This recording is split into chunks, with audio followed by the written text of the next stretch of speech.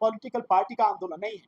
हालांकि तमाम पॉलिटिकल पार्टियों को इसमें आने का पूरा अधिकार है और हम उन्हें निमंत्रण भी दे रहे हैं, लेकिन यहां जो झंडा रहेगा वो देश का झंडा रहेगा, क्योंकि देश को बचाने की बात है। राष्ट्रीय ध्वज जो हमारा है ट्राई कलर वाला, वो इसका झंडा रहेगा। किसी पॉलिटिकल पार्टी के झंडे के नेतृत्व में यह आंदोलन नहीं होगा। जयंती का आंदोलन, इस जयंती के आंदोलन ने पूरी तरह से सरकार की चूलें हिला दी। उस सबको कमजोर करने के लिए ये सब आरएसएस और बीजेपी के भेजे हुए प्यादे हैं जो यहां टेंट मचा रहे हैं आरक्षण के विषय में। हालांकि आरक्षण सैद्धांतिक रूप से खत्म नहीं, लेकिन आरक्षण प्रैक्टिकली खत्म हो चुका है। मैंने बताया कि 17 सितंबर से शुरू होने जा रहा है ईवीएम के खिलाफ। मैं यहां आपको ये बता दूं कि ये जो आंदोलन होगा, जो हमारा पहला बैनर था ईवीएम हटाओ संयुक्त मोर्चा, ये उसी ईवीएम हटाओ संयुक्त मोर्चा के बैनर तले पूरा आंदोलन का काम ये है कि देश में जो भी 18 साल और उससे ऊपर का व्यक्ति है उसका नाम वोटर लिस्ट में होना आंदोलन, जो मैंने बताया कि 17 सितंबर से शुरू होने जा रहा है ईवीएम के खिलाफ। मैं यहां आपको ये बता दूं कि ये जो आंदोलन होगा, जो हमारा पहला बैनर था ईवीएम हटाओ संयुक्त मोर्चा, ये उसी ईवीएम हटाओ संयुक्त मोर्चा के बैनर तले पूरा आंदोलन होगा। ठीक साहब, अब आप पूछिए जो भी सवाल आप पूछना चाहिए।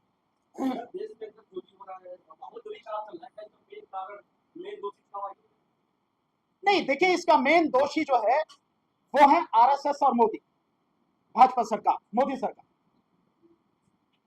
जो इलेक्शन कमीशन है, इलेक्शन कमीशन को संविधान में जो उसकी जिम्मेदारियां हैं जो उसे पूरी करनी थी, उससे पूरी ना करके वो सरकार की गुलामी में लग गया। और गुलामी उसने इस हद तक करी कि देश के साथ में गद्दारी करने लगा। और उसी गद्दारी के कारण इस देश में एसआईआर कराई जा रही है, जिसका जिक्र ना संविधान में है और ना ही पीपल्स रिप्रेजेंटेशन एक्ट 1951, जन प्रतिनिधित्व अधिनियम 1951, जिसमें इसका कोई जिक्र नहीं है। जिक्र है एसआर का, समरी रिवीजन, जिक्र है आईआर का, इंटेंसिव रिवीजन। ये एसआईआर है, special intensive revision. Intensive revision भी एक पर्टिकुलर किसी विधानसभा किसी क्षेत्र में होगा, जब वहां की स्थिति देख के वहां की रिपोर्ट ऐसी आती है कि यहां जरूरी है ये जो वोटर लिस्ट है उसको ठीक करना जरूरी, ये तब होगा। एसआईआर का कोई जिक्र नहीं है। लेकिन गैर संवैधानिक, गैर कानूनी होते हुए भी इलेक्शन कमीशन इस एसआईआर को करा रहा है और लोगों के नाम काटे जा रहे हैं। और जो काम उसका नहीं है नागरिकता की पहचान करना, उस नागरिकता की पहचान वो करके लोगों के नाम काट रहा है। तो उसका काम है ये गृह मंत्री का काम, गृह मंत्रालय का, ये गृह मंत्रालय का काम है नागरिकता की पहचान करना। ये काम इलेक्शन कमीशन का नहीं। इसलिए इलेक्शन कमीशन इस गड़बड़ी में बहुत बड़ा रोल अदा कर रहा है। हाँ, वो अकेला नहीं, वो गुलामी कर रहा सरकार की, और इसके लिए जिम्मेदार है मोदी सरकार। बिल्कुल नागरिक करेगा, ये मैंने कब कहा कि नागरिक नहीं करेगा, लेकिन जो आपका काम है वही तो आप करेंगे ना। नागरिकता सिद्ध करना, कोई व्यक्ति नागरिक है या नहीं है, ये काम गृह मंत्रालय का है। अगर गृह मंत्रालय ने नहीं किया तो इलेक्शन कमीशन नहीं कर सकता। इलेक्शन कमीशन ये मान के चलेगा कि अगर देश में अभी तक नागरिकता की जो पहचान है वो जो नहीं हुई है वो कार्रवाई, तो उसके लिए काम ये है कि देश में जो भी 18 साल और उससे ऊपर का व्यक्ति है उसका नाम वोटर लिस्ट में होना चाहिए। ये काम इलेक्शन कमीशन का है, नागरिकता का काम उसका नहीं है। वकील का काम है वकालत करना, आदेश लिखना, जजमेंट देना, ये वकील का काम नहीं, ये जज का काम है। तो जज अपना काम करे, वकील अपना काम करे, मुंशी अपना काम करे, पुलिस अपना काम करे, हर किसी का काम बांटा गया है। कोई किसी के काम को छीन के जबरदस्ती नहीं कहेगा मैं करूंगा तेरा काम। किसको? 18 साल और उससे ऊपर के जो लोग भारत में हैं उनको वोटर बनाए। कौन घुसपैठी करा? आज तक तो अभी तक एक भी व्यक्ति का नाम जो ये चिल्लाता फिरता है तड़ी पार, इस देश का गृह मंत्री, इस देश का प्रधानमंत्री के घुसपैठी है, घुसपैठी है, घुसपैठी है, अभी एक का भी नाम बताया अभी तक एसआईआर के माध्यम से भी एक व्यक्ति का नाम घुसपैठी के रूप में आया नहीं है, एक भी व्यक्ति का नाम। इसका मतलब यह है कि ये केवल झूठ बोला जा रहा है, फैलाया जा रहा है। देश में कोई घुसपैठियां नहीं है, और अगर घुसपैठियां हैं तो चुल्लू भर पानी में देश के गृह मंत्री को डूब के मर जाना चाहिए, रक्षा मंत्री को डूब के मर जाना चाहिए, और इन सबसे पहले देश के प्रधानमंत्री को चुल्लू भर पानी में डूब के मर जाना चाहिए कि तुम्हारा होते हुए 56 इंच की छाती दिखावे है, दुनिया का लीडर बने, अपने आप को विश्व गुरु कहे है, तो घुसपैठी कैसे आ गए देश में? कौन है जिम्मेदार इसके लिए?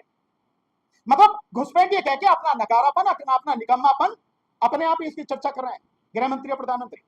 क्या बड़ी घोषणा आपने की है देखिए, हमने जो सारी चीजें कही हैं, इलेक्शन कमीशन के खिलाफ आंदोलन 17 सितंबर से होने जा रहा है। हम लोग 17 सितंबर से आंदोलन शुरू करेंगे। अफसोस आप थोड़ा लेट आए, पर फिर भी मैं बता दे रहा हूं, 17 सितंबर ईवी रामास्वामी नायकर पेरियार जी का जन्मदिन है, और उस दिन से ये ईवीएम के खिलाफ, एसआईआर के खिलाफ, वोट चोरी के खिलाफ, वीवीपैट के खिलाफ और चुनाव आयोग के खिलाफ आंदोलन शुरू होने जा रहा है। बैलेट पेपर से मतदान हो, इसके लिए आंदोलन शुरू होने जा रहा है। यह आंदोलन सुप्रीम कोर्ट से इकट्ठा होकर, हम सुप्रीम कोर्ट पे इकट्ठा होंगे, वहां से भगवान दास रोड होते हुए मंडी हाउस आएंगे, और वहां फिर गोल चक्कर से फिरोजशाह रोड होते हुए जंतर मंतर के बड़े गोल चक्कर पहुंचेंगे, और वहां से अशोक रोड होते हुए जो पटेल चौक मेट्रो स्टेशन उसे पार करके इलेक्शन कमीशन के हेड ऑफिस जाएंगे, और वहां उनको ज्ञापन देंगे।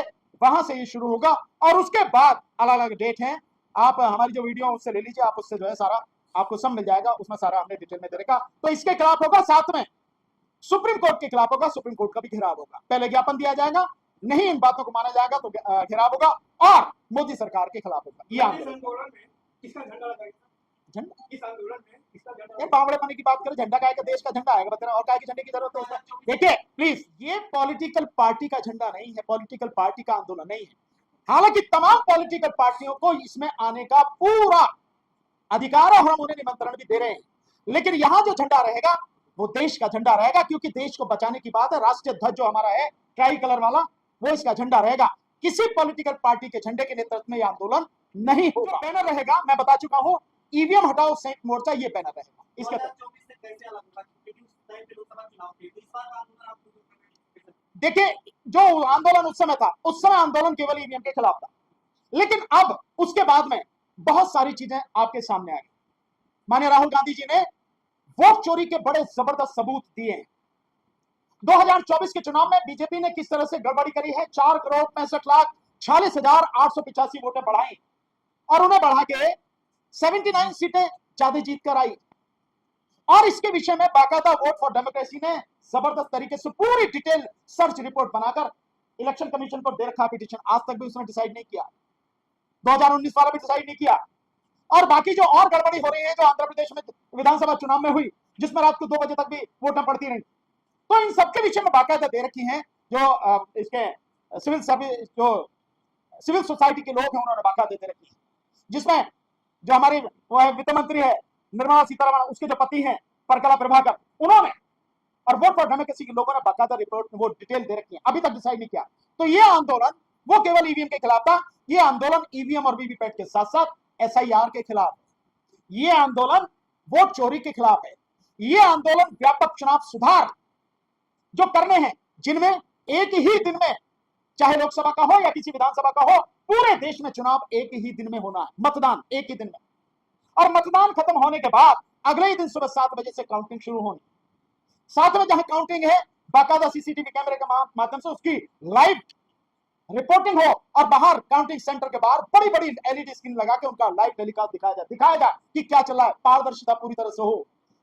और जो सीसीटीवी की रिकॉर्डिंग है, जिसको कानून बना के मोदी ने ये कह दिया कि इसको इलेक्शन कमीशन को किसी को भी सीसीटीवी की फुटेज देने की जरूरत नहीं है, ये कानून रद्द हो, सीसीटीवी कैमरे की फुटेज किसी को भी आम पब्लिक को उपलब्ध हो, इस तरह की सारी चीजें ये। और साथ में ये एसआईआर के माध्यम से जो 6,83,00,000 नाम अब तक काटे गए, उन नामों को फिर से जोड़ा जाए, नई वोटर लिस्ट तरीके से बनाई जाए, और विधानसभा, लोकसभा, साथ में नगर पालिका और जिला पंचायत के जो चुनाव होते हैं, ये वोटर लिस्ट एक ही हो, अलग अलग नहीं हो। और साथ में एक और इसमें बड़ा जबरदस्त सुधार है, जो हम जिसकी हम वो इलेक्शन कमीशन से कह रहे हैं, कि जो पॉलिटिकल पार्टीज हैं, national party, state party, recognised party जो है, उनका जब नॉमिनेशन उनका कैंडिडेट भरता है, तो केवल एक ही व्यक्ति प्रस्तावक होता है, प्रपोजर, केवल एक ही। लेकिन जो निर्दलीय भरता है, और जो वो पॉलिटिकल पार्टियां जो रजिस्टर्ड हैं लेकिन रिकॉग्नाइज नहीं है, उन्हें भी निर्दलीय की तरह 10-10 जो उनके प्रस्तावक है वो और सपोर्टर वो चाहिए, उनको वो भरने पड़ते हैं। इसको खत्म किया जाए, क्योंकि ये समानता के अधिकार का उल्लंघन है। बेशक निर्दलीय कैंडिडेट है ना, जैसे और पार्टी का है, तो उसको भी केवल एक ही व्यक्ति उसका प्रपोजर हो, जैसे राष्ट्रीय पार्टी का है और राज्य पार्टी की मान्यता प्राप्त पार्टियों का है। ये इस तरह के कई सुधार है जो हम लोग इसमें चाहते हैं। इस तरह से आंदोलन अलग होगा। दूसरा, ये आंदोलन इसमें भी अलग होगा कि इस बार इलेक्शन कमीशन के खिलाफ ही नहीं, इलेक्शन कमीशन का घेराव भी होगा, पूरे देश में आंदोलन होगा, हर जिले में होगा, हर राज्य की राजधानी में होगा, केंद्र शासित प्रदेशों की राजधानी में होगा, लोकसभा में, विधानसभाओं में होगा, और साथ में देश की सबसे बड़ी अदालत सुप्रीम कोर्ट का भी घेराव किया जाएगा और उनके विरुद्ध भी यह आंदोलन होगा। इस मायने में आंदोलन अलग। परमिशन लेने की बात आती है, तमाम आंदोलन भी होंगे 5 तारीख को भी है, इस बड़े के साथ तो तमाम पुलिस रोकती है, पूरा बलता इस्तेमाल करने लग जाती है, तो आप लोग कैसे क्या करेंगे, कितने लोग आएंगे, ये काम पुलिस का है। पुलिस अपना काम करे, सरकार अपना काम करे, हमें अपना काम करना, हमें आंदोलन करना है। और हम जानते हैं कि भारत के संविधान ने हर किसी को अधिकार दिया है कि संवैधानिक तरीके से, लोकतांत्रिक तरीके से, पूरी तरह से शांतिपूर्वक आंदोलन करने का अधिकार हर किसी को। और हमने बताया है कि हम बाकायदा शांतिपूर्वक तरीके से, पूर्ण शांतिपूर्वक, लोकतांत्रिक और संवैधानिक तरीके से आंदोलन करेंगे। इस आंदोलन में धरना भी होगा, प्रदर्शन भी होगा, भूख हड़ताल भी होगी, जेल भरो आंदोलन भी होगा, और जरूरत पड़ी तो रेल रोको आंदोलन, सड़क रोको आंदोलन, जो भी संवैधानिक तरीके हमें जिनका अधिकार है, उस सब इस्तेमाल किया। युवाओं का साथ देना वो निश्चित रूप से महत्वपूर्ण मुद्दा, और हमने साथ दिया भी, आप लोगों ने देखा भी। बात वो नहीं, बात यह है कि इस देश में तमाम तरह की जो गंदगी फैली है, जो भयानक बेरोजगारी है, अभी नीति आयोग का आंकड़ा परसों ही आया है, जिसमें 8 करोड़ 70 लाख युवा ऐसे हैं जिन्होंने कोई उम्मीद ही छोड़ दी है कि उन्हें कोई काम मिलेगा। ना वो कोई ट्रेनिंग ले रहे हैं, ना ही कोई वो रोजगार खोज रहे हैं, ना ही कोई वो पढ़ाई कर, यानी पूरी तरह से निराश हो चुके हैं। 140 करोड़ की आबादी में से 9 करोड़ युवा, वो भी 15 साल से लेकर 29 साल का, अगर ये उम्मीद ही छोड़ दे कि देश में उसे कुछ मिलेगा, इससे गंभीर मुद्दा क्या होगा। और साथ में नीति आयोग की रिपोर्ट में यह भी है कि 2 करोड़ युवा ऐसे हैं कि जो रोजगार तो मांग रहे हैं लेकिन रोजगार मिल नहीं रहा, 2-2.25 करोड़। यानी कि मतलब सीधा सीधा हो गया कि ये सरकार इस देश के 11 करोड़ लोगों को किसी भी तरह का रोजगार देने में समर्थ नहीं है। इससे ज्यादा ही आंकड़ा है, लेकिन ये तो नीति आयोग, क्योंकि इस सरकार का ही आयोग, हम उसी को मान लेते हैं। तो स्थिति, लेकिन ये क्यों है? ये सरकार की वजह से, ये सरकार के निकम्मेपन की वजह से। ये सरकार ने जिस तरह से मनुस्मृति को लागू करना चाहती है, और जिस तरह से आरएसएस के हाथ में सारी चीजें दे दी गई हैं, एजुकेशन सिस्टम और ये रोजगार सबको दे दिया गया है, ये उसकी वजह से इसका बेड़ा गर्क हो रहा है। और इस सरकार को उखाड़ के फेंकना जरूरी है। मैं तब भी कहता था, जेएनजी के आंदोलन में भी मैंने कहा कि इस देश में सबसे बड़ी गंदगी की जो जड़ है वो है मोदी सरकार, मोदी और शाह। इनको जब तक उखाड़ के नहीं फेंकोगे, देश में कुछ भी ठीक होने वाला नहीं है। इसलिए इनको उखाड़ना जरूरी है। लेकिन जब तक इलेक्शन का जो सिस्टम इस समय हो चुका है, जो मोदी शाह के पूरी तरह से हाथ में कैप्चर कर रखा, ये सिस्टम जब तक रहेगा तब तक आप मोदी शाह को नहीं उखाड़ सकते, मोदी सरकार को नहीं उखाड़ सकते। और जब तक ये सत्ता में बने रहेंगे तब तक ये चीजें और बढ़ेंगी, कम नहीं होंगी। महंगाई बढ़ेगी, बेरोजगारी बढ़ेगी, शिक्षा का बेड़ा गर्क पूरी तरह से कर दिया जाएगा, किसानों को बद से बदतर हालत में पहुंचा दिया जाएगा। 2022 में दोगुनी होनी थी किसानों की आय, हुई नहीं ना, अभी तक भी नहीं हुई, बल्कि जितनी थी उससे भी 35% कम होगी किसानों की स्थिति। 4 मजदूर कोड बना के मजदूरों की हालत बद से बदतर कर दी गई है, आप सबको मालूम है। इसके साथ साथ हर चीज निजीकरण किया जा रहा है, हर चीज का। अब तो इसरो भी, उसका भी निजीकरण होने जा रहा है। जिस तरह 120 टेक्नोलॉजी इसरो की ऑलरेडी बेची जा चुकी है, और 28 जो वो है सैटेलाइट, वो प्राइवेट के द्वारा बनाने के लिए उन्हें ठेके दे दिए गए। ये स्थिति है, ये सारी लेटेस्ट रिपोर्ट है। तो देश को जिस तरह से तबाह किया जा रहा है और अपने यारों के हाथ में सौंपा जा रहा है, इस देश के पर्यावरण को पूरी तरह से बर्बाद किया जा रहा है, ये तब तक नहीं रुकेगा जब तक इस सरकार को उखाड़ के नहीं फेंकोगे। मोदी शाह जब तक इस पर सत्ता पर बैठे हैं तब तक किसी हालत में ये सुधरने वाला नहीं है। मैंने कहा था, आप इसका इस्तीफा मांग रहे हैं, इसका शिक्षा मंत्री का, कोई फर्क नहीं पड़ता, मक्खी मच्छर का मांग लो आप, कोई फर्क नहीं पड़ता। मक्खी मच्छर का मांग लिया, दूसरा मक्खी मच्छर आके बैठ गया, यानी एक कूड़े का ढेर गया, दूसरा कूड़े का ढेर आके बैठ गया। जो कहता है कि कांग्रेस के जमाने में बिजली नहीं थी इसलिए देश की आबादी बढ़ गई, आके बैठा ना शिक्षा मंत्री। सो ऐसे ऐसे लोग हैं, जड़ है, असली जड़ को समझो, वो जड़ है मोदी शाह, मोदी सरकार। और ये बचे हुए हैं इस चुनावी जो सिस्टम है उसकी वजह से। गुलाम जो चुनाव आयुक्त बैठाया हुआ है, ज्ञानेश कुमार गुप्ता जैसा, और बाकी जो 2 और सिद्धू और जोशी, जो इनकी वजह से इन्हें पूरा देश विरोध में हो जाए फिर भी आप नहीं हरा सकते, क्योंकि टोटल सिस्टम कैप्चर है, टोटल। इसलिए उनको हटाना जरूरी है। तो जो सबसे बड़ी बाधा है, उस बाधा को जब तक आप हटाओगे नहीं, तब तक ना तो जेएनजी की हालत सुधरे, न एजुकेशन सिस्टम सुधरे, न परीक्षाओं में लीक रुके, न महंगाई रुके, न बेरोजगारी रुके, कुछ नहीं बदलने वाला। इसलिए यह सबसे बड़ा, सबसे महत्वपूर्ण मुद्दा है। मैं लगातार आरक्षण को सुधार को लेकर एक तरीके से आंदोलन चल रहा है, इसको कैसे देखते हैं? ये सब जो है जेएनजी का आंदोलन, इस जेएनजी के आंदोलन ने पूरी तरह से सरकार की चूल्हें हिला दी। उस सबको कमजोर करने के लिए ये सब आरएसएस और बीजेपी के भेजे हुए प्यादे हैं, जो है टेंट मचा रहे हैं आरक्षण के विषय में। हालांकि आरक्षण सैद्धांतिक रूप से खत्म नहीं, लेकिन आरक्षण प्रैक्टिकली खत्म हो चुका। 92% आईएएस ऑफिसर इस देश में सवर्ण हैं, ब्राह्मण बनिया ठाकुर, और 90% आईपीएस ऑफिसर इस देश में सवर्ण हैं, ब्राह्मण बनिया ठाकुर, और 82% IFS officer Indian foreign services के वो सारे के सारे सवर्ण हैं। 75% पूरी जो पोस्टें हैं वो सब इनके हाथ में है। 82% सुप्रीम कोर्ट के जजेस, 80% हाई कोर्ट के जजेस सब सवर्ण बैठे हैं हर जगह। भैया क्या नहीं है तुम्हारे पास, सब कुछ तुम्हारे हाथ में है, और उसके बावजूद भी आरक्षण खत्म करने की बात करो। ये वही लोग है ना कि जब यूजीसी की गाइडलाइन में ओबीसी को शामिल कर लिया तो सिर्फ इसलिए कि ओबीसी को शामिल कर लिया है, इन तीनों ने मिलकर, सवर्णों ने देश में जबरदस्त तरीके से हल्ला मचाया। और उसी सुप्रीम कोर्ट ने, उसी जज ने जिसने कहा गाइडलाइन बनाओ, उसी जज ने चीफ जस्टिस के नाते इनका पिटीशन स्वीकार किया और उस पर रोक लगा दी गाइडलाइंस पर। तो सब कुछ इन्हीं के हाथ में है, इन्हीं के लोग बैठे हर जगह। क्या चाहिए तुम्हें?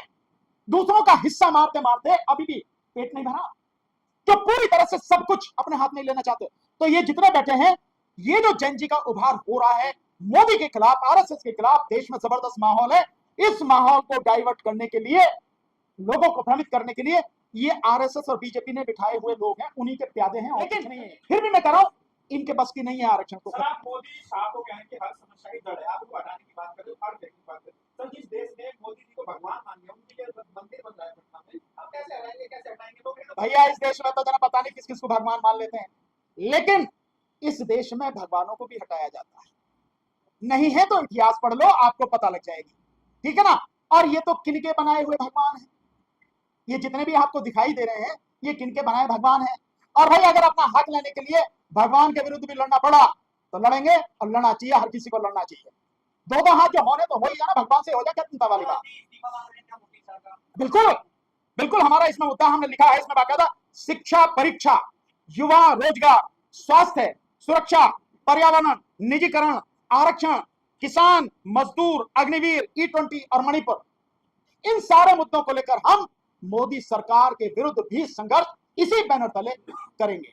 तो मोदी सरकार या तो इस सारी गड़बड़ी को ठीक करें, नहीं तो इस्तीफा दे के भागे, नहीं तो उखाड़ के फेंके। सर कह रहे हैं कि जिनको आरक्षण का लाभ मिल चुका है वो छोड़े ना, जिनको नहीं मिल रहा उनको। बिल्कुल मैं कह रहा हूं, तो हजारों साल से ये पंडे बैठे हैं इसमें मंदिरों में, छोड़ के भागो इसे, भागो ना छोड़ के। अब यहाँ SC ST के लोग बैठेंगे, सारे के सारे ओबीसी के लोग बैठेंगे, काय को बैठे हो? अरे कुंडली मार के बैठे हो इतने दिन से, जो इस पे जो भागो ना यहाँ से। उन्होंने कहा कि अपना अलग मंदिर बना लो, किसके? जिनको दिक्कत है अलग अलग मंदिर बनाओ और अपने आप को सुरक्षित करो। अरे भैया अगर इसकी ही बात है, तुम आरक्षण की बात कर रहे हो ना, अबू जालक वाले वो तो कुछ नहीं कर रहे ना, तुम आरक्षण की बात कर रहे हो, तो तुमने बिना होते हुए भी यह आरक्षण तुमने कब्जा रखा, तुम नहीं छोड़ना चाहते इसे? या जैसे राम मंदिर में डकैती डाल रहे हो लगातार, उसी तरह से हर मंदिर में डकैती डालने की सोच रखी है। क्या दिक्कत है? छोड़ने में दिक्कत हो रही है क्या? क्या कारण है कि उसे छोड़ना नहीं चाहते हो, अलग बनाने की बात करो? सर, आप आंदोलन कर रहे हैं, सर दिल्ली में प्रोटेस्ट है, आप लोग करेंगे, लेकिन सर क्या यूपी में प्रोटेस्ट कर पाएंगे? कहा जा रहा है यूपी में तो योगी बाबा है, चाहे योगी हो चाहे मोदी हो, ये आंदोलन पूरे देश में होगा। ज्यादा से ज्यादा क्या करेंगे? गोली ही तो मार देंगे। इस बार देखेंगे, गोली भी देखेंगे, देखते हैं क्या होगा। सर जो आरक्षण की हटाव का जो ये सुधार का आंदोलन चल रहा है, वो कह रहा है कि अगर इसमें सुधार करना तो कर दो, नहीं तो टैक्स हम देते हैं, लाभ हम ले लेते हैं, हम एक अलग देश देते हो, क्या अलग राज्य बना के दे दो। किसको? वहां पे वो लोग, कुछ लोग कह रहे हैं वही तो बात मैं कह रहा हूँ, देशद्रोही लोग हैं ये लोग। तो चले जाओ। देश तोड़ने की बात करें भाई, ये देश तोड़ने की बात करें, ये गरीब को उसका हक नहीं देंगे, शोषित पीड़ित को उसका हक नहीं देने को तैयार, देश तोड़ने को तैयार बैठे। ऐसे ही तो देशद्रोहियों के खिलाफ ये आंदोलन है, ऐसे ही गद्दारों के खिलाफ ये आंदोलन है। क्या उन्होंने कभी ये कहा कि नहीं ये देश सबका है और सभी को उनका जायज हक मिलना चाहिए? कहा उन्होंने कभी? नहीं ना। मुट्ठी भर लोग हर चीज पर कब्जा करे बैठे हैं, और जब इसकी बात आती है तो देश तोड़ने की बात करें कि हमें अलग देश दे दो, हिम्मत है तो लेके देख लो। इसलिए तो हम कह रहे देशद्रोही गद्दार लोग। तो कह रहे हैं टैक्स ज्यादा हम दे रहे हैं, उसका लाभ वो लोग ले रहे हैं। हाँ बिल्कुल। और मंदिर में चोरी कौन कर रहा? राम मंदिर में डकैती कौन डाल रहा? कौन डाल रहा बताओ ना उसे। और इस टैक्स का जो पैसा पब्लिक का रहा, इस देश का हर व्यक्ति टैक्स दे रहा, हर व्यक्ति। अगर कोई डबल रोटी खरीद रहा है, कोई माचिस खरीद रहा है, कोई बीड़ी खरीद रहा है, कोई सिगरेट खरीद रहा है, कोई चाय की पत्ती खरीद रहा है, कोई चीनी खरीद रहा है, कोई आटा खरीद रहा है, कोई दवाई खरीद रहा है, हर व्यक्ति टैक्स दे रहा है। कोई एक व्यक्ति नहीं कह सकता, एक समाज नहीं कह सकता कि हम टैक्स दे रहे हैं। नहीं, तुम टैक्स नहीं दे रहे, तुम लूट रहे हो। हकीकत में तो सरकार अगर ढंग की सी हो तो जो पूंजीपति है ना, इन पे 5% इनकी अमीरी का टैक्स लगा के वसूल करे और इनको जो इन्होंने कर्जा ले रखा उस कर्जे को वसूल करे और इनको टैक्स में जो छूट दे रखी है वो छूट हमेशा के लिए बंद करे। वो लोग सब यूजीसी बोल रहे हैं कि मांग कर रहे हैं, यूजीसी बोल रहे हैं कि मांग कर रहे हैं। उतना मामला सुप्रीम कोर्ट में पड़ा, सुप्रीम कोर्ट देखे यार लोग किसके ये लिए। कहते हैं आरक्षण वाले जो आरक्षण वाले हैं, वो काबिलियत नहीं होती। आरक्षण वालों में कितनी काबिलियत है इसका एक उदाहरण तो ये बताए दे रहा हूं, सुनो। एक उदाहरण तो इसका ये है कि देश का संविधान लिखने की तुम्हारी औकात नहीं थी तो एक आरक्षण वाले ने देश का संविधान लिखा, ठीक है ना, जब आरक्षण भी नहीं था तब लिखा। दूसरी, टीना डाबी का नाम सुना है? लड़की टीना डाबी IAS, वो शेड्यूल कास्ट है और टॉप किया, तो तुम्हारी औकात वहां पता लग रही है, तुम्हारी योग्यता वहां पता लग रही है।